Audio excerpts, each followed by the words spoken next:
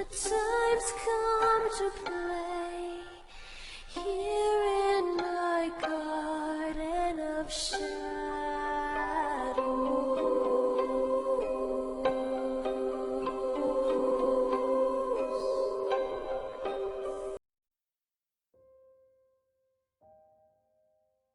Hello, I'm Runya, aka Media Adaptation, and welcome back to A Moderation while Media is fair game. And we're finally trying to get the show back to a normal schedule, even though this week has been, complete hell for me. As shortly after our last video, I had to get a test done for COVID. And let me tell you, the process sucks, as they shove a swab up your nose and poke your brain for a few minutes. So I'm pretty much confined to my house, until we hear some word back, which could take anywhere from 1 to 2 weeks. So, I'm just doing swell. But anyway, back on topic. And today we're looking once again at the supposedly lost 80s style anime, Go for a Punch, aka Saki Sanobashi. So let's cover some of the topics that have been shared on the Discord and Reddit channels over the past week.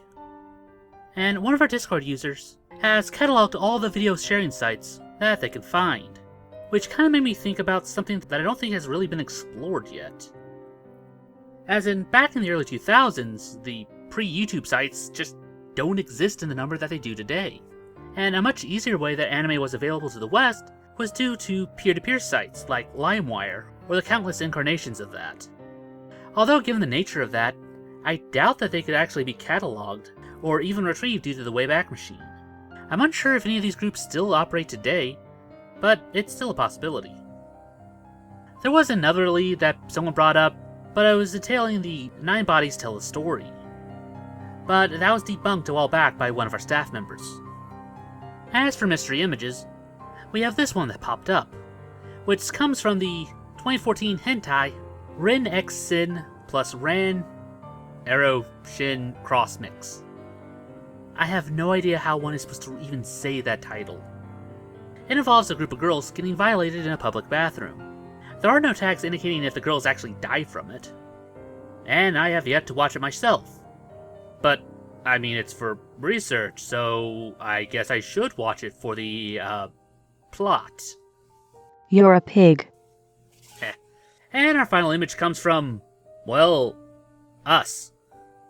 As our thumbnail last week randomly showed up while doing a Google search for Saki Sanobashi. Trying to run it through a reverse image site doesn't really bring up anything. So we'll again outsource it to you guys, and ask if any of you seen what this anime is from, so please post it down in the comments below. Someone threw out that it might be fan art, but I think it's too well animated, compared to a lot of the other ones that we've seen. And with that out of the way, it's time for our favorite part of the show, and looking through the Reddit channels. And wow, it's back to pure dumpster fire mode again. If you haven't looked at it in the past week, don't. Just don't. So let's quickly move over to the other channel. And there's actually not much to say here either. Again, it's mirroring some of the topics for Discord with the Ren X Sin Cross thing. Again, nothing much else to talk about here. But I would like to point to the work of one of our viewers called Yuki-chan Does Her Best. And they've been going through a bunch of visual novels, thinking that Saki could be the bad end of one of these games. This idea was kicked around early on a bit, back when we found this picture by the artist Vanilla, who happened to share the same name as a company that made visual novels. This is still a very under-researched area that does deserve to have some more light shed on it. And while they didn't find anything under the gore tag, they did manage to find a small list featuring people trapped in different locations, again proving that this is a well-established genre for games being made. Again, even ignoring the big one that everyone always thought it was. They found others like, let's see, Killer Queen, 13 people trapped in a building. Goodbye, people trapped in a school as a teacher slowly loses their mind. Heaven's Death Game, people trapped on an island while slowly dying off. And Omakage, a woman trapped inside of a mansion.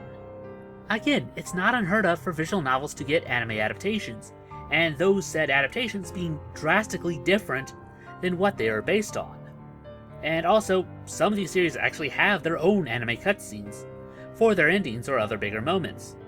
So again, there is still argument to searching for this angle. Again, if anything else develops from this, we'll make sure to let you guys know.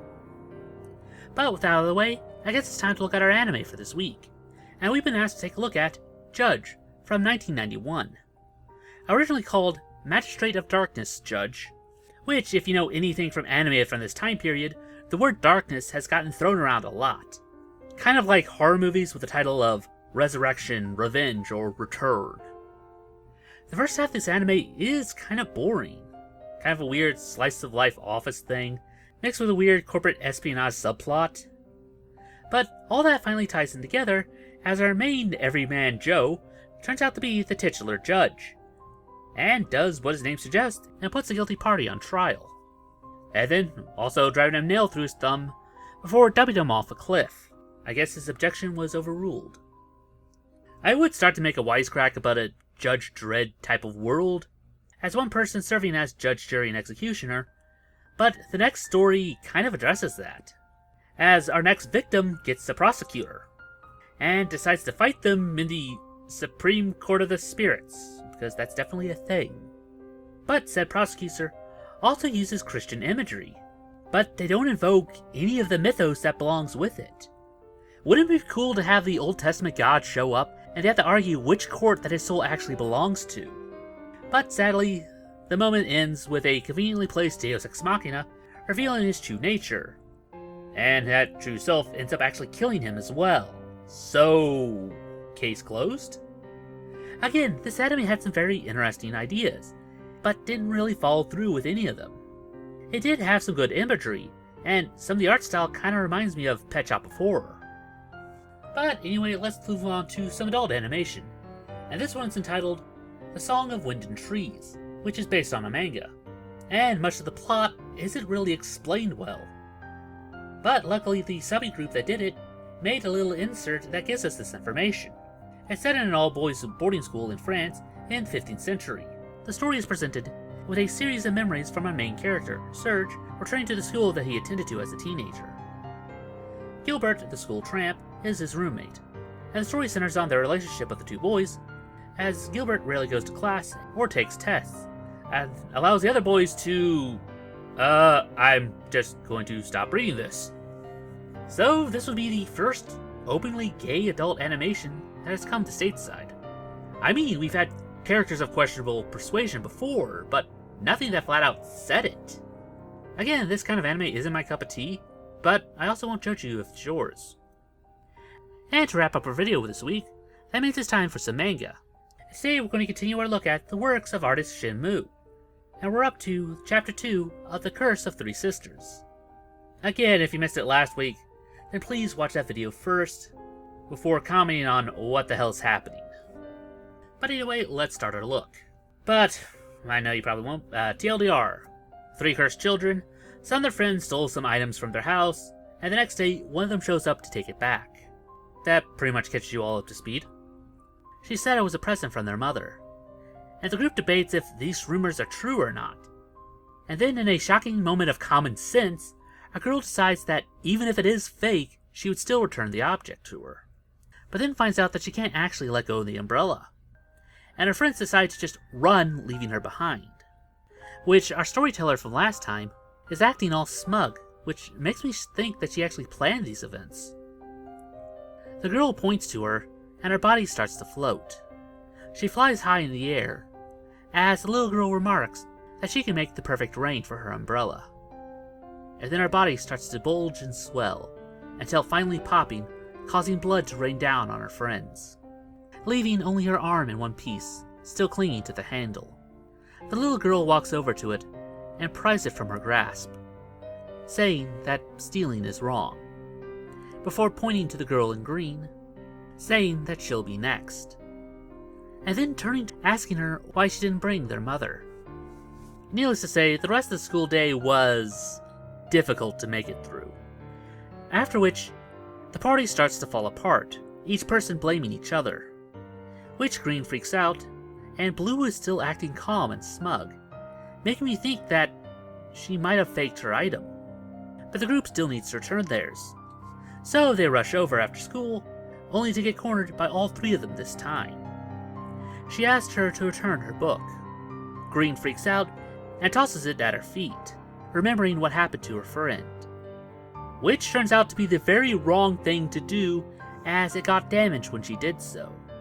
How dare you do that to a present given to them by their beloved mother?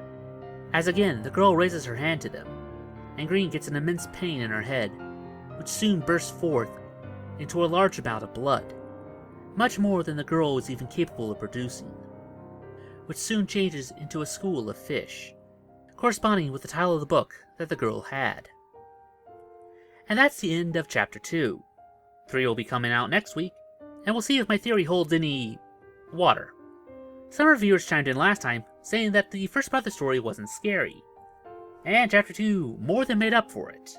So can't wait to see where it goes from here. And that about does it for this video. If you have any other ideas like seeing me into a video, then please post it down in the comments below, and we'll add it to our next viewer request week. It's now time for the part of the show where we ask you to help us appease the YouTube algorithm by dropping a like, share, or comment. It helps out much more than you'd think. And if you haven't subscribed yet, then it's very much appreciated. And if you'd like to support this channel, then please visit our Patreon. Link will be down in the description below. Even if you can't give a lot, every little bit helps. Oh, we also started up a Let's Play channel. So if you want to see us try out some horror games, then feel free to stop on by. Link will be in the card as well as in the description. And I guess I'll see you in the next one. Anyway, I'm Runya. And I'm Ada. Reminding you to take life in moderation. Weep not, poor children, for life is this way.